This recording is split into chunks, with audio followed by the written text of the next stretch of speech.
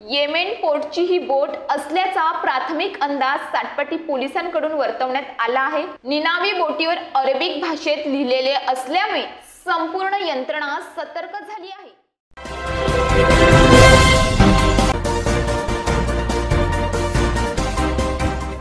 पालघर जिल्ह्यातील माहीम ग्रामपंचायत क्षेत्रातील वडरे येथील उसबाव जवळील स्वामी परमहंस आश्रमाच्या जवळच्या किनाऱ्यावर एक संशयास्पद बोट आढळली आहे।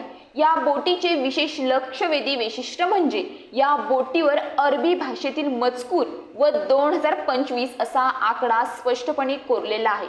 बोटीवरती अरबिक शब्द आहे, याचा अर्थ एक्सपायरी डेट 2025 व बोटीवरती जो नंबर आहे तो नंबर बोटीचा रजिस्ट्रेशन नंबर असल्याची शक्यता आहे। ही घटना मंगळवारी सकाळच्या वेळी समोर आली। यावेळी समुद्राच्या पाण्याचा स्तर अचानक वाढला आणि हवामान देखील बिघडले होते। या नैसर्गिक बदलामुळे किनाऱ्यावर थोडा गोंधळाचे वातावरण होते आणि त्याच वेळी ही रिकामी बोट समुद्राच्या लाटांवरून किनाऱ्यावर येऊन आदळली।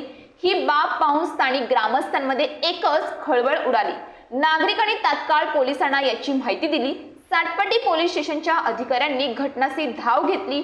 बोट पूर्णपणे रिकामी असून आत कोणताही व्यक्ती, सामान किंवा पुरावा सापडलेला नाही। मात्र बोटवर कोरलेले अरेबिक भाषेतील मजकूर, आकडा 2025 आणि ही बोट कोठून आली याबाबत कोणीही काहीही सांगू शकले नसले तरी येमेन पोर्टची ही बोट असल्याचा प्राथमिक अंदाज सातपटी पोलिसांकडून वर्तवण्यात आला आहे। निनावी बोटीवर अरेबिक भाषेत लिहिलेले असल्यामुळे संपूर्ण यंत्रणा सतर्क झाली आहे।